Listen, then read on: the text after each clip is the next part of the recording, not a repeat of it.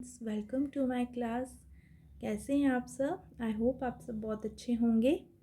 Friends, आज की class में हम समझेंगे व्यवहारवादी दृष्टिकोण को।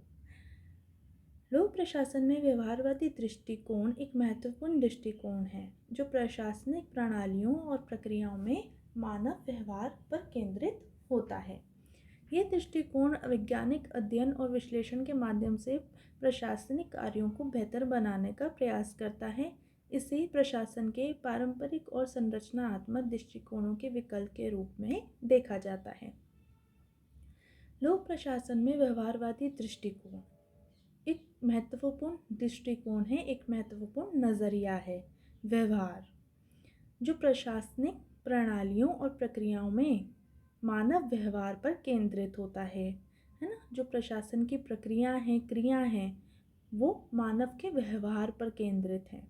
ये दृष्टिकोण वैज्ञानिक अध्ययन और विश्लेषण के माध्यम से प्रशासनिक कार्यों को बेहतर बनाने का प्रयास करता है। इसे प्रशासन के पारंपरिक और संरचनात्मक दृष्टिकोणों के विकल्प के रूप में भी देखा जा सकता है। अब सार्वजनिक प्रशासन में व्यवहार के प्रमुख पहलू क्या क्या हैं, इसे समझते हैं। पहला पॉइंट है नैतिकता और मूल्यों का पालन। नैतिकता और मूल्यों का पालन प्रशासनिक अधिकारियों को ईमानदारी, निष्पक्षता और पारदर्शिता जैसे मूल्यों का पालन करना चाहिए। उनका व्यवहार नागरिकों के प्रति भरोसेमंद और न्यायपूर्ण होना चाहिए। प्रशासनिक अधिकारियों को ईमानदार होना चाहिए, निष्पक्ष होना चाहिए और पारदर्शिता जैसे मूल्यों का पालन करना चाहिए। उनका व्यवहार नागरिकों के प्रति कैसा होना चाहिए? भरोसेमंद होना चाहिए, भरोसे वाला होना चाहिए और न्यायपूर्ण होना चाहिए। जनसंपर्क और संचार। जनसंपर्क जनता से संपर्क रखना, हमेशा बातचीत करते रहना। जन अधिकारियों का जनता के साथ संवाद प्रभावी, शालीन और सहानुभूति से भरा होना चाहिए। इससे नागरिक प्रशासन पर भरोसा करते हैं। अधिकारियों का जनता के साथ संवाद। अधिकारियों को जनता से बातचीत करते रहना चाहिए। मतलब बातचीत करते रहने का मतलब ये है, ऐसा नहीं है कि रोज़मर्रा में, लेकिन अधिकारियों का काम ऐसा है कि वो जनता के लिए कार्य करते हैं, तो वो अच्छे से काम कर पाएँ, जनता की भलाई के लिए, उनके विकास के लिए काम कर पाएँ। इसलिए उनको उनसे संपर्क बना के रखना चाहिए। नागरिकों की क्या आवश्यकता हैं, उन्हें क्या क्या समस्याएं हैं, इन सब को जानेंगे तभी तो उनके लिए और बेहतर काम कर पाएंगे। शालीन और सहानुभूति से भरा होना चाहिए। इससे नागरिक प्रशासन पर भरोसा करते हैं। नागरिक प्रशासन पर भरोसा करते हैं। नागरिकों को प्रशासन पर भरोसा होता रहता है। तो कैसे होगा भरोसा? जब संपर्क होगा, बातचीत होगी, है ना, नागरिक अपनी बात रख पाएंगे अधिकारियों के सामने, तब ये भरोसा और पक्का होगा। अब इसका थर्ड पॉइंट है उत्तरदायित्व और पारदर्शिता। प्रशासनिक कार्यों में पारदर्शिता और उत्तरदायित्व का होना अनिवार्य है। अधिकारी जनता को अपने निर्णयों और कार्यों के लिए जवाबदेह होते हैं।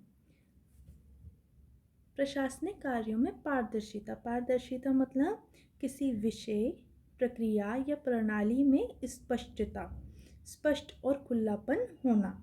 ये स्थिति तब होती है जब जानकारी, निर्णय और कार्य प्रणालियाँ स्पष्ट और सभी संबंधित पक्षों के लिए आसानी से समझने योग्य हों। ये इसका मतलब है। और उत्तरदायित्व, रिस्पॉन्सिबिलिटी का होना अनिवार्य है। अधिकारी जनता को अपने निर्णयों और कार्यों के लिए जवाबदेह होते हैं।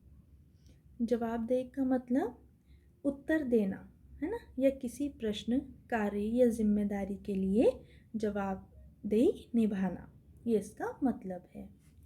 इसका फोर्थ पॉइंट है संवेदनशीलता और सहानुभूति।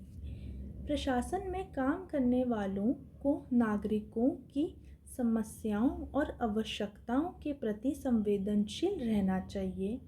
सहानुभूति से कार्य करने से जनता और प्रशासन के बीच बेहतर संबंध बनते हैं। प्रशासन में काम करने वाले जो नागरिक हैं उनकी नागरिकों की समस्याओं और आवश्यकताओं के प्रति संवेदनशील रहना चाहिए। उनको सहानुभूति से कार्य करने से क्या होता है, जनता और प्रशासन के बीच बेहतर संबंध बनते हैं। इसका 5th पॉइंट है न्यायपूर्ण और निष्पक्ष निर्णय। किसी भी परिस्थिति में पक्षपात या भेदभाव से बचना चाहिए। सभी नागरिकों के साथ समान और न्यायपूर्ण व्यवहार करना प्रशासन का कर्तव्य है। किसी भी परिस्थिति में, चाहे परिस्थिति कैसी भी हो, पक्षपात या भेदभाव से बचना चाहिए। सभी नागरिकों के साथ सम्मान और न्यायपूर्ण व्यवहार करना चाहिए प्रशासन को। ये प्रशासन का कर्तव्य है। किसी भी व्यक्ति के साथ अन्याय नहीं होना चाहिए। इसका 6th पॉइंट है प्रोफेशनलिज्म और दक्षता। प्रशासनिक अधिकारियों को अपनी जिम्मेदारियों को कुशलता और व्यावसायिक तरीके से निभाना चाहिए। उन्हें कार्यस्थल पर अनुशासन और नैतिकता का पालन करना चाहिए। प्रशासनिक अधिकारियों को अपनी जिम्मेदारियों, जो उनको जिम्मेदारी सौंपी जाती हैं, उनको कुशलता और व्यावसायिक तरीके से निभाना चाहिए। पूरी ईमानदारी से उन्हें अपनी जिम्मेदारी को निभाना चाहिए। उन्हें कार्यस्थल पर जहाँ वो काम कर रहे हैं, उनका जो कार्यस्थल है, वहाँ पर उनको अनुशासन, डिसिप्लिन बनाए रखना चाहिए और नैतिकता का पालन करते रहना चाहिए। इसका 7th पॉइंट है सामाजिक और सांस्कृतिक विविधता का सम्मान। भारत जैसे विविधतापूर्ण देश में अधिकारियों को सभी धर्मों, संस्कृतियों और समुदायों का समान रूप से सम्मान करना चाहिए। अब इसकी मुख्य विशेषताएं हैं, इन्हें समझते हैं। इसका पहला पॉइंट है व्यक्तिगत और समूह व्यवहार पर जोर। व्यक्तिगत और समूह व्यवहार पर जोर। इस दृष्टिकोण में कर्मचारियों, अधिकारियों और जनता के व्यवहार, उनकी मनोवृत्ति और दृष्टिकोण का अध्ययन किया जाता है। इस नज़रिए में जो कर्मचारी हैं, अधिकारी हैं और जनता है, इनके व्यवहार को देखा जाता है कि इनका व्यवहार कैसा है। एक तो होता है कि व्यक्ति का खुद का व्यवहार व्यक्तिगत रूप से, और जब वो समूह के बीच में होता है, अन्य व्यक्तियों के साथ होता है, तब उसका व्यवहार कैसा होता है ना। उनकी मनोवृत्ति, एटीट्यूड और जो उनका नज़रिया है, उसका अध्ययन किया जाता है। 2nd पॉइंट है मानव तत्व का अध्ययन। प्रशासनिक कार्यों में मानव संसाधन और उनकी समस्याओं को समझना इसका मुख्य उद्देश्य है। प्रशासनिक कार्यों में मानव संसाधन और उनकी समस्याओं को समझना इसका उद्देश्य है कि प्रशासनिक कार्यों में क्या क्या समस्याएं आती हैं, उसको समझना है। इसका 3rd पॉइंट है वैज्ञानिक विश्लेषण। ये दृष्टिकोण आंकड़ों और शोध विधियों के उपयोग पर बल देता है, जैसे कि सर्वेक्षण, साक्षात्कार और केस स्टडी। इसका 4th पॉइंट है अनौपचारिक संगठन की भूमिका। ये अनौपचारिक समूह और संबंधों के प्रभाव को मान्यता देता है, जो औपचारिक संरचनाओं से अलग हो सकते हैं। 5वां पॉइंट है समस्याओं का व्यवहारिक समाधान। ये दृष्टिकोण प्रशासनिक समस्याओं के व्यवहारिक और यथार्थवादी समाधानों पर केंद्रित है। ये जो नज़रिया है प्रशासनिक समस्याओं कि प्रशासन में भी जो सब क्रियाएं होती हैं, वहाँ पर भी कुछ ना कुछ समस्याएं आती ही हैं, उसके व्यवहारिक और यथार्थवादी समाधानों पर केंद्रित है। अब इसका महत्व है। लोक प्रशासन में व्यवहारवादी दृष्टिकोण संगठनों में लोगों के कार्य करने के तरीकों को समझने में सहायक होता है। लोक प्रशासन में व्यवहारवादी दृष्टिकोण, व्यवहारवादी जो नज़रिया है, वो किस काम आता है? संगठनों में लोगों के कार्य करने के तरीकों को समझने में मदद करता है। जैसे कि हमने लास्ट क्लास में भी समझा था फ्रेंड्स कि एक कार्यस्थल, एक संगठन जहाँ पर सभी बहुत सारे अधिकारी काम करते हैं, है ना, तो उनका आपस में व्यवहार कैसा है ना, कि वो अच्छे से आपस में एक दूसरे से व्यवहार अच्छा रखते हैं, है ना, और एक दूसरे की सहायता करते हैं कि नहीं करते, है ना।